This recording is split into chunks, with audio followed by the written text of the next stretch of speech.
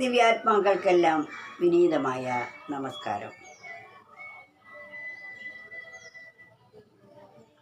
അനേക ജീവജാലങ്ങളെ സൃഷ്ടിച്ചു. 84 ലക്ഷം തരം ജീവജാലങ്ങൾ ഉണ്ട് എന്നാണ് പറയപ്പെടുന്നത്. അവസാനമാണ് മനുഷ്യനിൽ എത്തപ്പെട്ടത്. മനുഷ്യനെ സൃഷ്ടിച്ചപ്പോഴാണ് സ്രഷ്ടാവിന് സംതൃപ്തിയായത്. സൃഷ്ടി താൻ തന്നെയാണ് സൃഷ്ടികളിൽ പ്രതിഭാസിക്കുന്നത്. തനിക്ക് തൻ്റെ ഉറവിടത്തിലേക്ക് തിരിച്ചെത്താൻ ആ ഉപാധിയിൽ കുടുങ്ങിയതോടുകൂടി സാധിക്കുന്നില്ല. അതിനാൽ മനുഷ്യനെ സൃഷ്ടിച്ചപ്പോൾ മനുഷ്യനതിന് സാധിക്കും. താൻ എവിടെ നിന്ന് വന്നോ അവിടേക്ക് തിരിച്ചെത്താനുള്ള ബുദ്ധി വൈഭവത്തോടു കൂടിയാണ് മനുഷ്യ സൃഷ്ടി.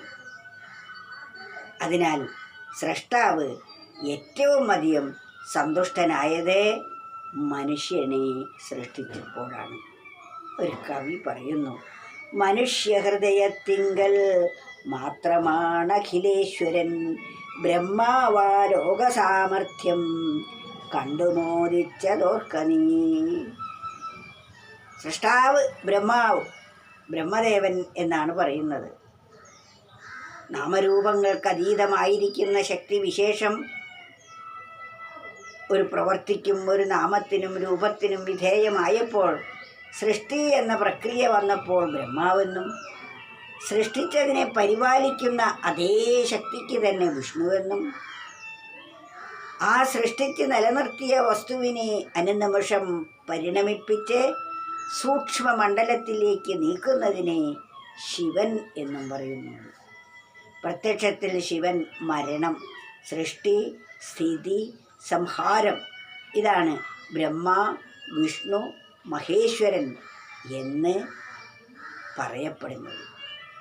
എന്നാൽ സൃഷ്ടാവായിരിക്കുന്ന ബ്രഹ്മാവിന് മനുഷ്യരെ സൃഷ്ടിച്ചപ്പോഴാണ് കൂടുതൽ സംതൃപ്തിയുണ്ടായത് എന്നാണ്. അതാണ് മനുഷ്യഹൃദയത്തിങ്കൽ മാത്രമാണ് അഖിലേശ്വരൻ.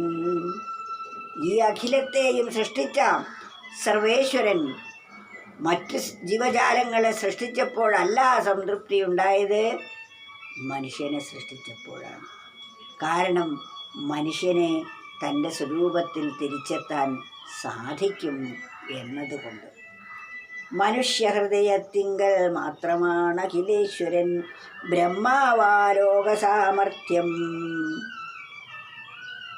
ഈ ലോകത്തിൻ്റെ മുഴുവൻ സൃഷ്ടിയുടെ വൈഭവം ബ്രഹ്മാവ് കണ്ട് സന്തോഷിച്ചത് മനുഷ്യനെ കണ്ടപ്പോഴാണ്.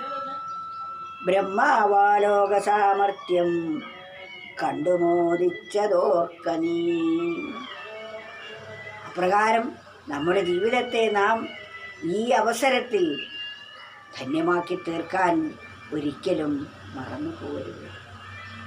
ഈ മനുഷ്യ ശരീരം ഉയരാനും അതേ സമയത്ത് പതിക്കാനും താഴ്ന്ന ലെവലിലേക്ക് പോകാനും സാധിക്കും. അതിനുള്ള സ്വാതന്ത്ര്യമുണ്ട്.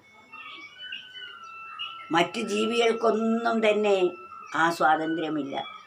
പക്ഷേ സ്വാതന്ത്ര്യം നാം വേണ്ടതുപോലെ വിനിയോഗിച്ചില്ലെങ്കിൽ നാം കൂടുതൽ ബന്ധനസ്ഥരാകും. കൂടുതൽ മോചിതരാകണമെങ്കിൽ നാം വേണ്ട മാതിരി വിനിയോഗിക്കണം. അതിനുള്ള അറിവ് നാം നേടണം. ആ അറിവ് നേടി അതിനനുസരിച്ച് ജീവിക്കണം. അപ്പോഴേ നമുക്ക് ഈ താൻ എവിടെ നിന്ന് വന്നുവോ അവിടേക്ക് എത്തിച്ചേരാൻ സാധിക്കുകയുള്ളൂ. വിഷയസുഖങ്ങളെല്ലാം തന്നെ മറ്റ് ക്രമീടാദി ജീവങ്ങളെല്ലാം അനുഭവിക്കുന്നു. മനുഷ്യൻ അതിനുവേണ്ടി മാത്രമാണ് ജീവിക്കുന്നതെങ്കിൽ അതിനേക്കാൾ ഉന്നതമായ അവസ്ഥ നേടാൻ മനുഷ്യൻ എപ്പോഴാണ് സമയം കിട്ടുക? അതുകൊണ്ട് തനിക്കിപ്പോൾ കിട്ടിയിരിക്കുന്ന ഈ അവസരത്തെ താൻ വേണ്ടതുപോലെ വിനിയോഗിച്ച് കൃതകൃത്യരായിത്തീരണം. ആ അവസ്ഥയിലേക്ക് എത്തുമ്പോഴാണ് ഞാൻ ഇതുവരെ അലഞ്ഞതെല്ലാം വൃഥാവിലായല്ലോ, ഇപ്പോൾ ഈ വസ്തുത അറിയാതെ ഇതുവരെയുള്ള കാലം നഷ്ടപ്പെട്ടു പോയല്ലോ എന്ന തോന്നൽ. കാരണം അതുകൊണ്ട് അത് കിട്ടിയാൽ മാത്രമേ നമുക്ക് കൃതകൃത്യതയുള്ളൂ. അത് കിട്ടുമ്പോൾ പിന്നെ നമുക്ക് മറ്റൊന്ന് കിട്ടണം എന്ന് തോന്നുകയില്ല. നമ്മുടെ മനസ്സ് പലതിലേക്കും ഓടാൻ കാരണം അതിനെ അറിയാത്തത് കൊണ്ടാണ്. അതിനെ അറിഞ്ഞു കഴിഞ്ഞാൽ ഒന്നും കിട്ടണമെന്നില്ല, ഒന്നും അറിയണമെന്നില്ല, എവിടെയും പോകണമെന്നില്ല. പോയാൽ കിട്ടുന്നതും കിട്ടിയാൽ കിട്ടുമ്പോഴും ഉണ്ടാകുന്ന സന്തോഷം അത് കിട്ടാതെ തന്നെ തനിക്ക് അനുഭവമാകുന്നു. പരിപൂർണാനന്ദമോ മീതേ മനമേ, പരിതാപം നൽകുന്ന വിഷയമോ മീതേ. ഒരു നേരം ആലോചിക്കൊരു നാളെന്നാൽ പരിപതിച്ചിടില്ല വിഷയകൂപത്തിൽ. ഇതാണ് നമ്മൾ ആലോചിക്കേണ്ടത്.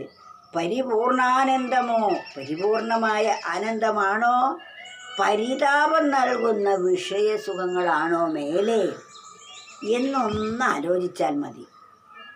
ആ ആലോചന നമ്മളിൽ ഉറച്ചു കഴിയുമ്പോൾ നമ്മൾ പരിതാപം നൽകുന്ന, ദുഃഖം നൽകുന്ന ഈ വിഷയസുഖങ്ങളുടെ പിന്നാലെ പോവുകയില്ല. ഈ ഇന്ദ്രിയ വിഷയങ്ങളിൽ കൂടി കിട്ടുന്ന സുഖം ക്ഷണികമാണ്.